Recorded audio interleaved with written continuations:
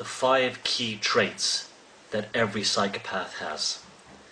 Now, I've identified, and it's been generally acknowledged both in clinical studies, in research, and through people's personal experience and testimonies, that psychopaths have about a cluster of, or a constellation of traits of about 30 to 35 traits that they all seem to have to a varying degree. You know, there are things like boredom. They fall asleep. Many of them fall asleep quickly and wake up quickly. Things like that. Their self-righteousness, their grandiosity, their flattery. These things many psychopaths have, but not every psychopath contains all of those 35 traits. In fact, somebody could have those 35 traits and not be a psychopath. Well, in theory, but they probably could be, because we've all done bad things in our lives and things we shouldn't have done. We've all been, jerks, creeps, and at different stages in our lives. But what makes us different from a psychopath is that we'll think back and say, I shouldn't have done that. That wasn't very good, or we feel bad for our actions and the people that we've hurt. And that brings me to the first key trait of the psychopath. Trait number 1, no remorse. Every single psychopath, and I'm talking about the full range of psychopaths, from malignant narcissists through sociopath, through borderline personality, through right up to narcissist, and then right up to a full-blown crazy psychopath, extreme psychopath, serial killer. They all have no remorse. What I mean by no remorse is that they don't look back on anything they've ever done in their life with a sense of, I really hurt that person, I feel bad about it.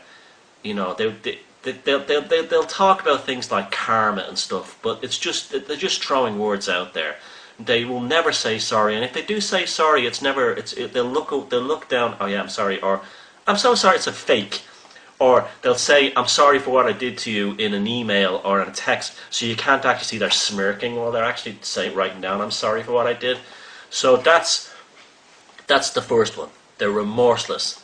The second key trait that all psychopaths have is using pity. They all use pity in some degree or another. First, to ensnare their victims by looking for empathic people, because they think everyone's a sucker or a dummy. So they'll usually start every sort of relationship with a sob story. And they will maintain during the course of the relationship in order to keep it going, almost like pity maintenance. You'll be told little stories that of their things that were done to them when they were growing up, and that's pity. So all psychopaths use pity to get their victims and ensnare them. And but they have no pity for others. The third key trait is invented personas. If you knew a psychopath and you were involved in, married to one, worked with one, employed one, robbed by one, you didn't actually know that person. What you knew was a persona or a facade that was invented to work their targets. You did not fall in love with a human being. You fell in love with an invented persona that was specifically designed to manipulate you. All psychopaths invent personas to work their targets and to get what they want, to keep that target under control. And the persona is a carefully crafted facade of lies and deception and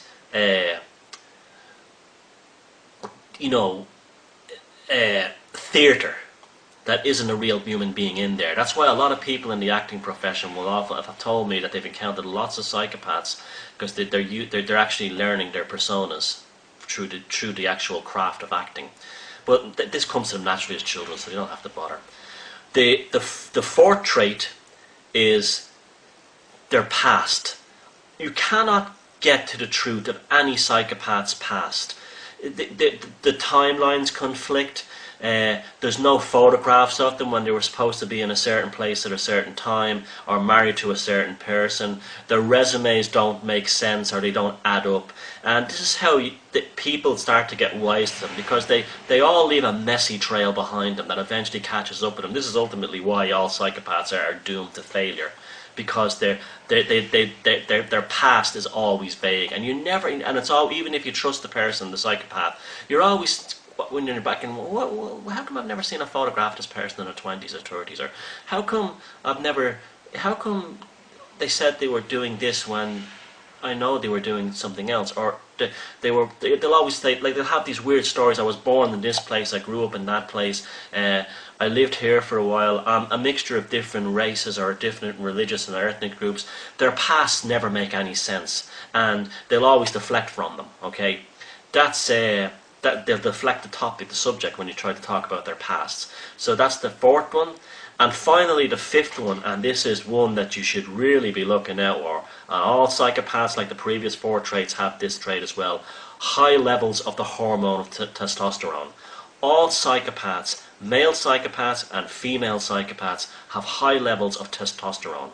And that doesn't mean that the females who have high levels of testosterone are butch and manly, and no, it doesn't mean that at all. It means they have things like very good upper body strength, and the testosterone also feeds other things within psychopathic traits, such as the sexual thing and the things like their fearlessness in a lot of situations. So that's the key 5 traits that all psychopaths have. If you know someone that has all these 5 traits, using pity to get what they want, and inventing personas to manipulate people, mysterious past histories that don't make any sense, absolutely no remorse or for their actions and behaviours, and little or no apology or cheap apologies, and high levels of testosterone, you're absolutely 100% without a shadow of a doubt dealing with a psychopath. It doesn't matter if they're male, female, black, white, Chinese, Jewish, Muslim, Catholic, Protestant, atheist. It matters not if they're poor, rich, from any social class, or employed in any profession. If they have the 5 traits, using fake personas, a mysterious past, no remorse for their actions and the damage they've done, and high levels of testosterone, you are 100% guaranteed beyond a shadow of a doubt that you are dealing with a full-blown psychopath. And the next thing you do is you get the hell away from them. And we'll talk about that in future videos, and I'll also go into detail about the 5 key traits in future videos. Thank you. Bye-bye.